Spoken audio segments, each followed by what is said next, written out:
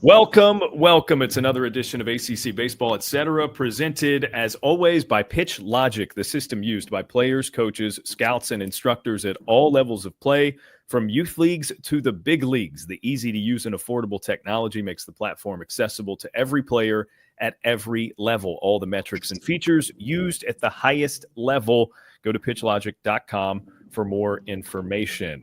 Hi, I'm Daron Vaught. Danny Graves is here. We have a special guest that we're both really, really excited to talk to today. It is former BC star, MLB Gold Glover, now officially, Sal Frelick joins us on the show. Sal, you're at BC as we speak. I didn't know this was going to happen. That's cool. Yeah, no, this is where I hit in the off season. So, yeah, I'm pretty much here for most of the day. Been lucking out with the weather up here too in November, so it's nice out, and yeah, it's great up here. Have you started hitting already? I feel like you guys just finished the season. Yeah, I started hitting already. Just keeping a light tee front toss. Probably hit the ground running a little more after Thanksgiving here, but yeah, just keeping the body in check. So this was your first full major league season after debuting in 2023. A good year for the Brewers, a team that's a lot of fun to watch. I actually caught you guys at a game as a fan in September. I was in San Francisco, and you guys happened to be the visiting team. So it was a really, really fun team to watch. From your perspective, what was this season like? Yeah, fun team to play for. Obviously, a little bit of a transition with Council going to Chicago, but Murph stepping up. Obviously, been around him the past few years, but think he really deserved that role. And it was just a blast playing for him. The brand of baseball that he kind of brought into spring training and said, we're going to live by this was kind of got all of us excited. And yeah, it was great. So do you feel like that transition was a little bit easier, even though his style might have been different from Council, that you knew him from before because he had been the bench coach for years already? Yeah, absolutely. I mean, we were all kind of hoping that he was going to get that position. Just kind of keeping it internal in the org. Never really sure what's going to happen. Hiring guys outside the organization. So he kind of already knew our culture and the kind of baseball we like to play. And yeah, I thought he did an unbelievable job managing this year.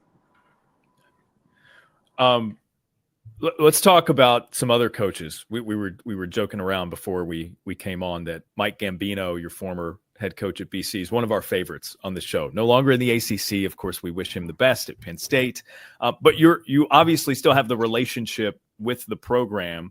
So that handoff to Todd Interdonato, from your perspective, just what's that been like, and what do you think of the job Todd has done? Yeah, I think it was an awesome hire. Got to know Todd pretty well last year since he's come aboard, and the right man for the job. I think Boston College is a special place, but I think the people is what make it so special, and you have to have the right people in place. And Coach Gambino is obviously that, and he built this program, I think, from the ground when he took over. And I think Todd was just the best hire they could have had, and he's going to do that here and carry it on. And I think what's so great about it is he kind of understood the culture already here at BC. And when I first met him, as well as the other pro guys, the BC alum that come back here and hit, he kind of understood. He was like, hey, doors are open. You guys use the facility whenever you want. I think that's what makes this program so special. But yeah, he's done a great job, and we're really excited for him. So I don't know Todd personally yet. I still haven't met him, but I do know Coach Gambino and Coach Murphy.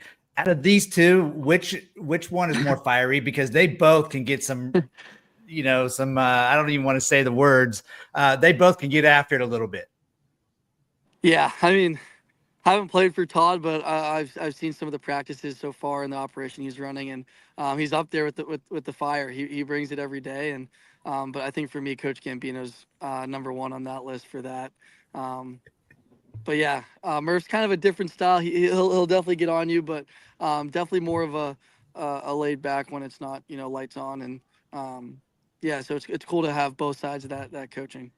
I can tell you real quick, Darren, before you ask another one. So Murphy was at Notre Dame when I was in college at Miami, and I have been scared to death of Coach Murphy since 1992 until just a few years ago when I saw him in Milwaukee. But I think it was a perfect hire for you guys. Yeah, absolutely. I think I might still be a little scared of him. But yeah, no, Murph's awesome. He does such a good job playing both sides. Where, in the clubhouse early, he's joking around with us. Great sense of humor. But when game time goes, it's just that killer mentality. So, yeah. All right, so we've mentioned the fire of Mike Gambino. I'm gonna try to get you into storytelling mode here. What's the worst Gambino ever got into you? Into me? I mean, there's been a ton of times. I can't even narrow down one. I remember, whether we had a shave rule at BC. I remember one time I showed up to the field. I had gotten surgery the last week of my freshman year, and showed up to the field with a little scruff and thought I would get away with it. I'm out the rest of the year, the last week, and I'm not playing. And he sent me home in crutches to go shave and come back to the field. He had gotten on me about that. Another one too. We actually just talked about this because he actually texted me after the Gold Glove Award. It was my freshman year. We were playing at Wake Forest. It was bases loaded, 1 out, and we had our ace was on the mound, and there was a fly ball in foul territory down the right field line. I was playing right field, and I let it drop. I could have caught it, but I let it drop because I was like, it's 2 strikes on this guy. He's gonna get this guy out, and then he'll get the next guy out. We'll go no runs versus me catching it, the guy tagging. It's the second inning too. It's obviously not the right play. And the guy, I just let it go. And the next pitch ends up hitting a grand slam. I get back to the dugout and I'm just like, oh no, I don't even want to go see him right now. And more of a coaching moment then for sure. He got definitely animated, but rightfully so. But no, favorite coach of all time. That is an amazing story. I love that. So, Sal, you're a defensive genius, and I know the Gold Glove, no errors at all at Boston College. But what would have made you thought to do that in the second inning? I don't know. My freshman year too. It was my first. I was a shortstop in high school, so I didn't play any outfield. I was in the outfield. It was probably I have no clue, and I was I don't know. I thought I was outsmarting the system, and it was my pitchers, the senior ace. He's he's gonna not want this run scored. He'll get the next 2 guys, whatever, and just not the right decision.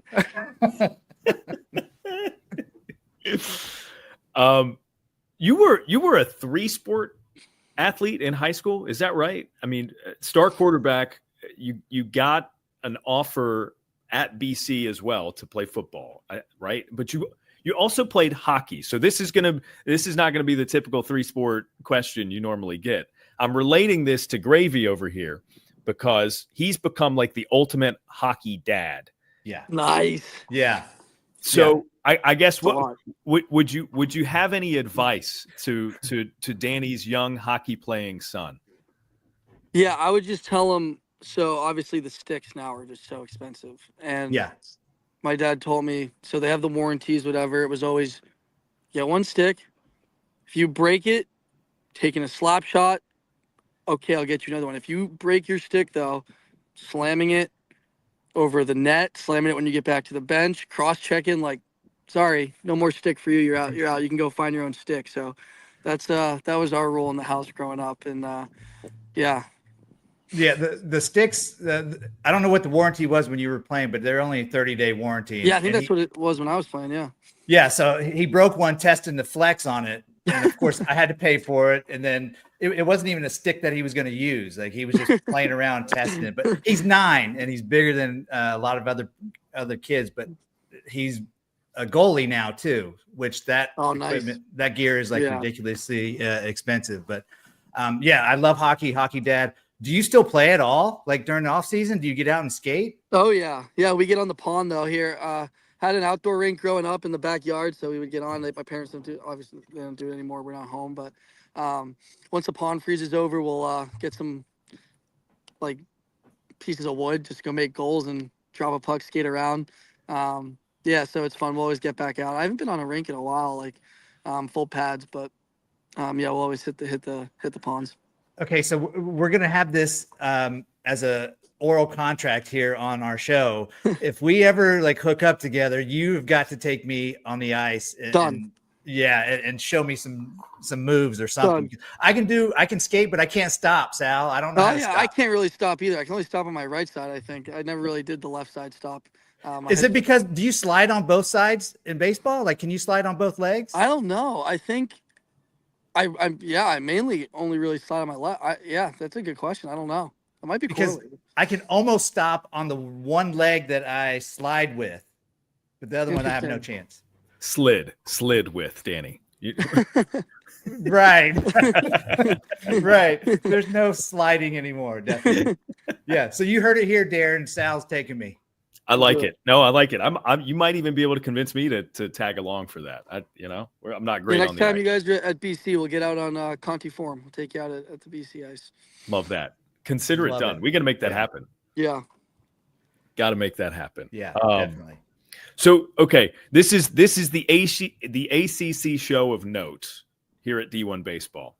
We would be remiss if we did not mention that your father was a football player at Pitt. ACC legend, we'll call him, right? Well, yeah, I always say that. He says the same thing, and I say, well, you guys were in ACC when he was playing. I think they were independent, but he still claims the ACC for some reason. So no, that's right. We do the same thing with Danny. Miami was an ACC when he played. They were independent. Yeah, we do the same thing with him. Yeah. So it's above board. We tell Dad he's an ACC legend, and that's according to us, right? Okay.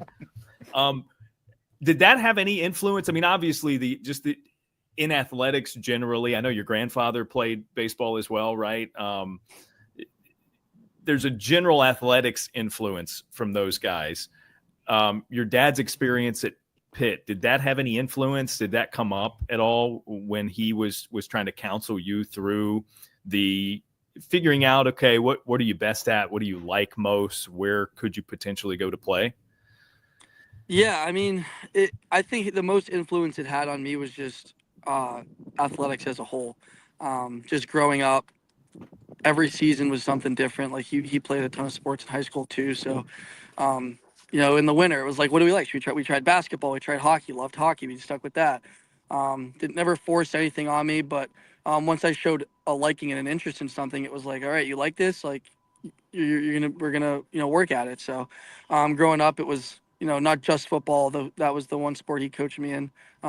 Was football growing up, and but by the time I was in high school, I think he was more hands off with coaching, and it was more just aiding me. It's like, hey, where do you want to go to school? Do we think we can go to school to play a sport, and whatnot? And it was never like, oh, we're going to Pitt, we're gonna go down to Pitt. But it was just more like, he had me sit down and research. I researched 10 Division I, 10 Division II, 10 Division III schools that I thought were good for me academically, location, board.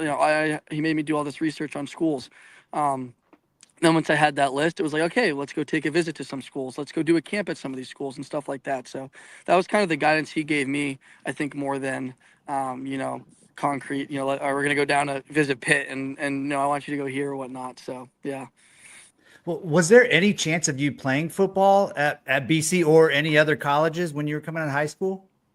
Oh, I think we lost Danny there. Can you hear me? I lost you there. Can you? Sorry. So did you have any chance that you were going to play football at BC or any other colleges that you were going to go to, or was it just strictly going to be baseball? Yeah. So I committed to play baseball here after my freshman year, which was pretty early, but this was before what they're doing now with the NLI, whatever it is. And after my junior year of football, BC actually, they offered me, I committed here, and I was planning on doing both. That's when Gambino stepped in and was like, whoa, I don't think this is smart. I guess Adazio was the football coach at the time here, and I guess they hadn't talked about it. And he's like, I think you should just play baseball. I think that's smart for you. Just Coach Gambino was looking after college. He's like, you come here and do both. I think you might limit yourself. And I was like, being young, I was like, no, I'm gonna go play. I want to play both. I want to do as much as I can. So I told my high school football coach, I was like, open it up. Whatever schools are interested, like tell them like I'd be interested and whatnot. But all those other football schools that showed interest in recruiting wouldn't let me play baseball there. So I was out of luck there. So I did want to play baseball before football and ended up listening to Coach Gambino and just playing baseball. At what age would you say you had made that determination? I mean, it sounds like you were in on both for a while, but like, you know, at some point you come around to however you envision your future, right? You're like, okay, I want to play professionally in this rather than give this a go. Yeah, I don't think I realized that till like my senior year of high school. I remember even when I committed for baseball after my freshman year, I was like, I'll only commit if like as long as I can play hockey and football, like through the remainder of high school. Like I won't give those up. I like it too much. I like playing year round, multiple sports, and Coach Gambino was obviously fully on board with that. But I didn't even think I had a chance of playing professionally until like my junior year of college when I got drafted. I obviously wanted to play a sport in college and play for somebody that I really liked and found that in Coach Gambino. But yeah, I mean, BC was my only offer and ended up coming here, not really knowing if I'd ever play here. And I think why, he's such a special person in my life is just, he gave me that platform to play. I came in my freshman year and was in the starting lineup. And I think if I went anywhere else in the country, that wouldn't have happened. I think he saw something in me that I didn't even see in myself. And so I kind of owe that to him. All those other schools are suckers. So Coach Gambino has that special gift. Like anytime we talk to him, I get chills and feel like I can still play. And I'm 51 years old. So like he's got a gift. So looking at like what you do offensively, Sal, has like I love your game offensively because you put the ball in play, you steal bases and put pressure on the defense anyway offensively, and you're not out there trying to do the launch angle stuff. Has hitting coaches or coordinators tried to convince you to change? Yeah, I mean, all the time. No, I get both, which I think is a good thing. And there's plenty of guys that in the organization that are stay true to what you're doing. And then there's plenty of guys that are like, hey, have you ever thought about doing this? There's no one that's ever really tried to force anything on me. But I know the basis of my game is always going to be not strike out, just put as much pressure as I can on pitchers, and that's on the base pass or in the box, seeing as many pitches as I can, just battling and whatnot. And, it's worked for me so far. There's definitely areas of my game, though, that I think can improve away from that. I've talked to a lot of guys like, yeah, we want to be pesky in the box, but, if it's 3-1, let one fly. We're not trying to slap a single to the shortstop. Maybe try to, hammer a ball 2-iron in the gap 3-1. So there's definitely both sides of it where I'm trying not to be as stubborn towards my game, where I can, kind of see that, there's areas where I think I can kind of exploit that power. But yeah, I think as long as, the basis of my game is sticking to that, I'm not striking out. I'm gonna put as much pressure as I can on pitchers. Then we'll be in a good spot. Yeah, we need more of you in Major League Baseball. Put the ball in play. Love it. Yeah. That's got me thinking about when you mentioned the foul ball that you let drop and then the grand slam. That strikes me, Sal, as maybe your welcome to college baseball moment. Oh, yeah, for sure. Do you have one that sticks out as your welcome to the bigs moment? I mean, I feel like I have one like every game almost. Still, there's always something that there's a player I'm playing against, a pitcher, even got a hitter that I'm watching where I'm just like, oh my gosh, like I've never seen a pitch like that, or I've never seen that bat like that before. And there's something I truly think there's something every single day, every game where I say that to myself. Who's the most impressive player that you've seen at that level that just kind of makes you be like, wow, honestly, but until I got here, I would have never known that they made humans like this? Yeah, I mean, I think the easy answer there is Shohei, which I think everyone would say. But to get away from that, maybe, I mean, watching Juan Soto in the box, like not even the balls he hits, but just his takes, how he competes, like, man, it's so impressive and so special because I'm in the box facing some of these pitchers and I'm like, I have no shot. Like I literally have no shot. And he's up there and I look at him and he's just like, he never ever gets to that stage. And he's so confident up there. It's unbelievable to see in such a hard game. So anytime, we're playing the Yankees, man, I'm locked in on all of his at bats. So I think every major leaguer that early in their career has had a chance to play with or against somebody they idolized or somebody they watched a lot growing up. Can you name a few or a couple that you've run into? Yeah, I mean, Mookie was my big one. Growing up in Boston, big Red Sox fan. Watching his style of play, kind of coming into his own, didn't break the league as this, massive superstar, but then just every year getting better and getting to the point where he is awesome. And remember the first time we played the Dodgers, and I made sure to go out for batting practice. Like when they were taking it, I was like, I gotta see him. I just want to see him take BP. And Please tell me really you cool. went and introduced yourself to him. I did. I actually ended up getting on in the first inning. I stole second, and he was playing second that game.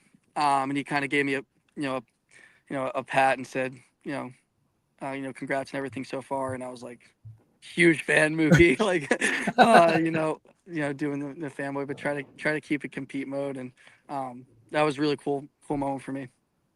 That's so awesome. That's great.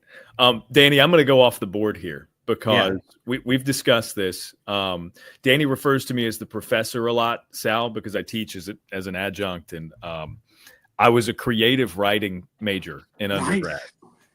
You're into poetry. You like. I don't know that you write poetry currently, but I know that you were published as a poet in high school. What's the story there? Yeah, so a lot of interviews I've done, they're always bringing it up, and I love it because I wouldn't say I'm like very into it currently or maybe anymore, but in high school they offered one of the English classes was like poetry focus, and I really wanted to get into the business school at BC, and I was like, I got to get into some honors classes, some AP classes, and it was hard. I wasn't getting into any, and I remember I saw this one and I was like, oh, it's right in my wheelhouse. So I get in this, it's just like this honors English class. And we did a lot of poetry, and they ended up publishing, like, I guess every year they would publish a book of all the students' poetry pieces they wrote. And so, I guess I'm in a poetry book, but that somehow that got public, and all my buddies were texting me about it. Like, you put that in, you told someone. I'm like, I told nobody. Like someone got that out there, but yeah.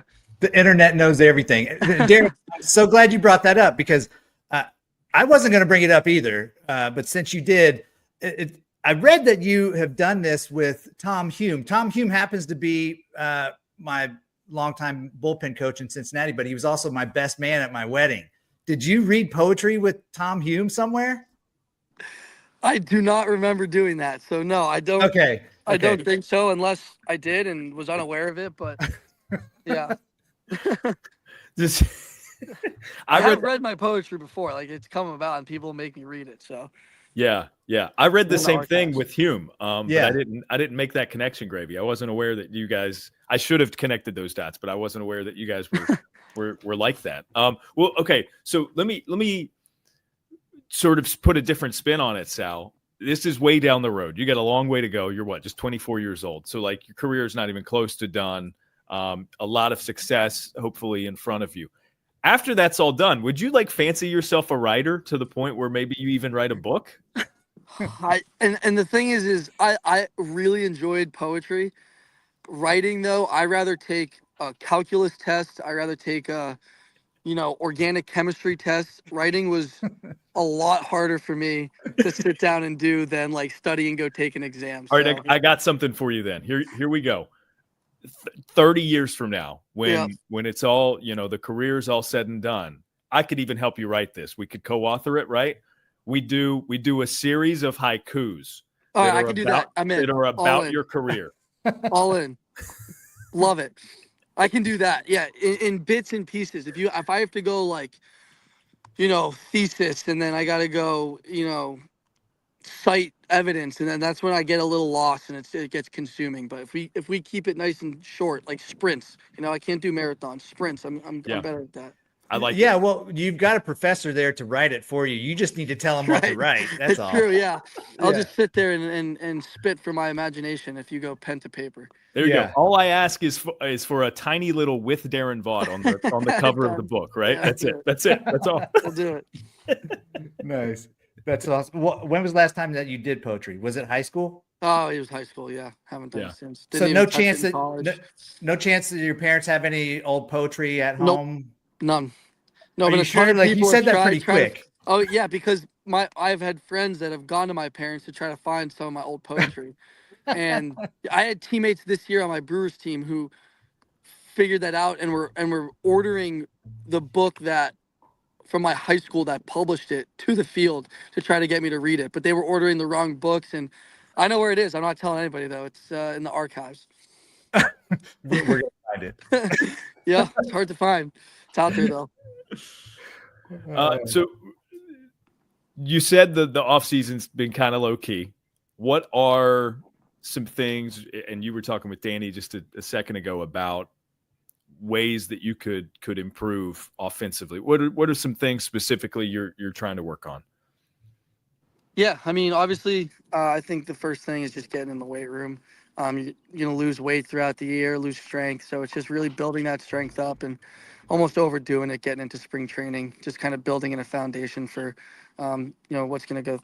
You're gonna lose weight for playing 162 games, and so really hitting the weight room hard. Did that, in the first week I was back, but now that we're just getting back into hitting, it's just kind of reassessing how the season went and figuring out areas that you did well in and that you want to, like we kind of touched on, make sure that's the focus of your hitting, which is for me just, seeing the ball, putting the ball in play, not getting beat. And then areas you need to improve on. And again, like we touched on, I think for me, that's just tapping into a little more of that power when it's called for. Maybe taking a shot 2-0, taking a shot 3-1 in a heater count, seeing if I can get a ball. And stuff like that. So just making sure it's practicing approach, but for the most part, like the routine stuff is going to be pretty much the same. We'll add some new stuff in if I think, but just keeping it the same because your swing is what's gotten you to where you are, and for me it's always been the same swing. So not tweaking too much there. As far as in-game adjustments offensively, is there? I know the iPads are all over when you need them. Is there sometimes too much information that you stay away from, or do you like dive in right away? Yeah, and there's so much information. You can get whatever information you want, video, I mean, and pitch count, plots, everything. And I think it's great that they have that, and it's also great that they're not, forcing it down everybody's, throat. There's plenty of guys that use every single one of those data points because they love it. That's how, they like to hit. I'm the complete opposite. I don't really like looking at video of myself during the season. It's pretty much just preparation on pitchers and going, and it's all about them. Really don't like touching anything about me. I think that's what the off season is for. If you're in the season trying to fix your swing and stuff like that, I mean, you're playing every day. I think, then that's you're in a bad spot to start with. So off season we'll do more swing stuff, in game adjustment with myself, but during the season it's pretty much all about pitchers and preparation towards that. Let me circle back to the weight aspect. You mentioned it's a long season. That's a normal thing that all big leaguers go through, unless maybe you're just like a physical freak like Stanton or Judge, right? Yeah. And you just or you're a pitcher and you do nothing but eat. So pitchers can get fat. Yeah. So was that an adjustment for you at the professional level? Because I mean, if you think about like a minor league season too, those are long seasons.